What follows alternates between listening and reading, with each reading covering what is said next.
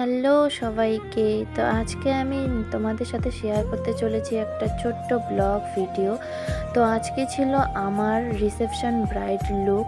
তো আমরা যাচ্ছিলাম, আমি আর আমার হাজব্যান্ড, এই ঝিরিঝিরি বৃষ্টিতে।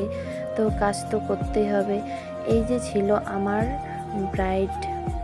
আজকের ব্রাইড ছিল খুবই মিষ্টি, আমার সাথে একদম হেসে হেসে কথা বলছিল। তো চলো দেখে নাও ব্রাইডের ফাইনাল লুক।